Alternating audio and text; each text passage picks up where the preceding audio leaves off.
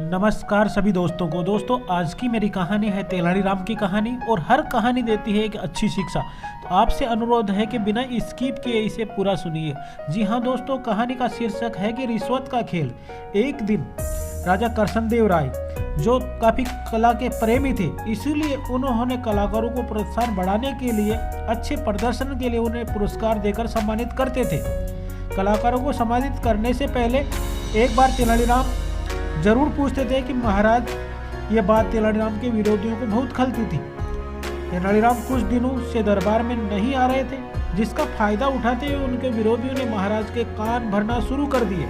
उनमें से एक विरोधी महाराज से बोला, महाराज तेनालीराम बहुत रिश्वतखोर है। दूसरा बोला, महाराज वह जिसको जितना बड़ा पुरस्कार दिलवाता है उससे उतनी ही बड़ी रिश्वत लेता है। अब रोज दरबार में महाराज को ये सब सुनने को मिलता था, जिससे महाराज को भी तेनालीराम पर शक होने लगा।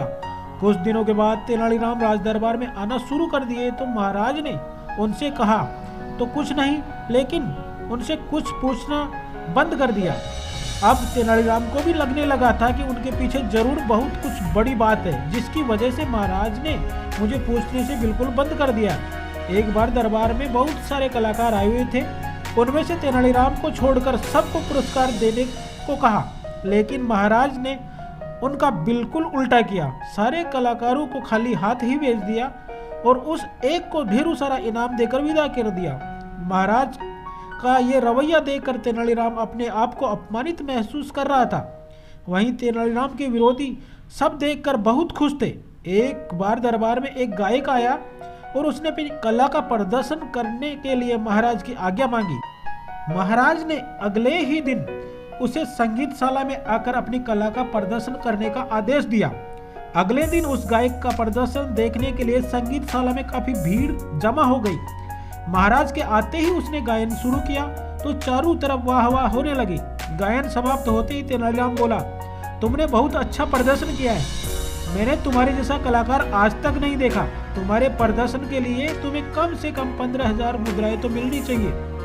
महाराज तेनालीराम की ओर देखते हुए बोले, सच में तुम्हारा प्रदर्शन तो काबिल तारीफ था, लेकिन तुम्हें देने के लिए हमारे पास इतना धन नहीं है कि हम तुम्हें दे सके। बेचारा गायक निराश होकर अपना सामान बटोरने लगा। तभी तेनालीराम ने एक पोटली लाकर उसे थमा दी। तभी राजपुरोहित बोला, यह महाराज का अपमान हो रहा है। जब आपने उस कलाकार को कुछ नहीं दिया तो तेनालीराम को देने की जरूरत क्या थी। यह सुनते ही महाराज गुस्से में लाल पीले हो गए। उन्होंने सैनिकों को तेनालीराम और गायक को पकड़कर अपने पास लाने का आदेश दिया।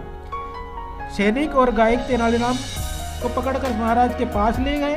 महाराज ने एक सेवक से उस पोटली को छीनकर उसे खोलने का आदेश दे दिया।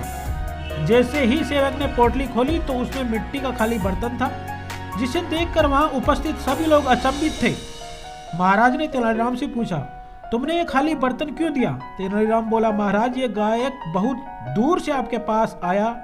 मैंने सोचा पुरस्कार न सही, कम से कम इस खाली बर्तन में वाहवाही भर के तो दे, इसलिए मैंने खाली बर्तन उसे दे दिया।